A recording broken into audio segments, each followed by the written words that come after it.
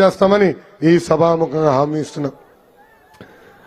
భీమిలికి నాకు ఒక ప్రత్యేక అనుబంధం ఉంది. అదేనంటే 2019 ఎన్నికల్లో చంద్రబాబు నాయుడు గారు నన్ను భీమిలి నుంచి పోటీ చేయమన్నారు. ఆనాడు నేను బాబు గారికి ఒకటే చెప్పా, ఎప్పుడు గెలవని నియోజకవర్గం ఇవ్వండి, గెలిచి వచ్చిన తర్వాతే ఆ వ్యక్తి నాయకుడు అవుతాడు, నేను గెలిచి రావాలని నాకు కోరిక ఉందని చెప్పా.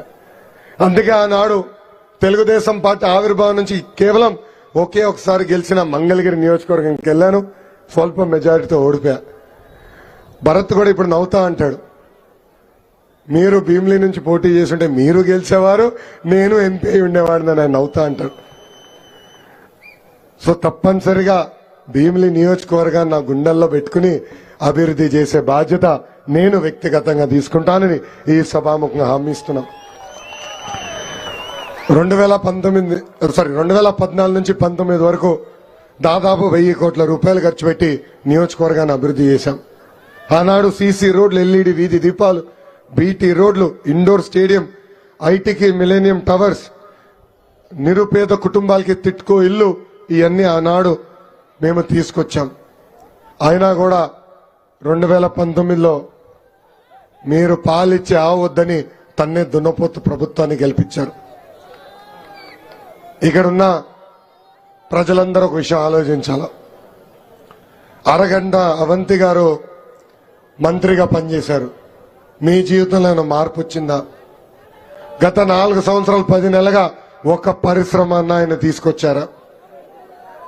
ఆయన చేసింది ఒకటే, రాసలీలలు ఫోన్ కాల్స్, మళ్ళీ ఏదో పెద్ద ఫిగర్ ఉన్నట్టు ఏకంగా షర్ట్ తీసి వీడియో కాల్స్. అది చూడలేక భీమిలి ప్రజలు తలదించుకునే పరిస్థితి వచ్చింది. ఆంధ్ర రాష్ట్రంలోనే భీమిలి ప్రజలు అవమానించాడు ఈ అరగంట అవంతి. మన పరువు తీశాడు. ఈరోజు ఎక్కడికి వెళ్ళి మనం భీమిలి నుంచి వచ్చాంటే, ఓహో అరగంట అవంతి నియోజకవర్గమా, ఆ వీడియో మాకు వచ్చింది లేబా అని చెప్పే పరిస్థితికి వచ్చింది.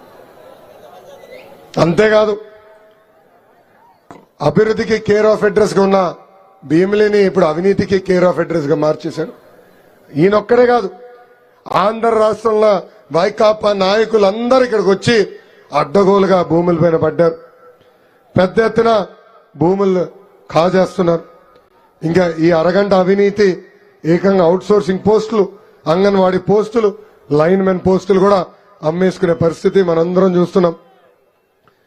ఇంకా చిట్టివలస జూట్ ఫ్యాక్టరీ నుంచి కూడా డబ్బులు తీసుకుని ఏకంగా పనిచేస్తున్న కార్మికులకి న్యాయం చేయలేదు.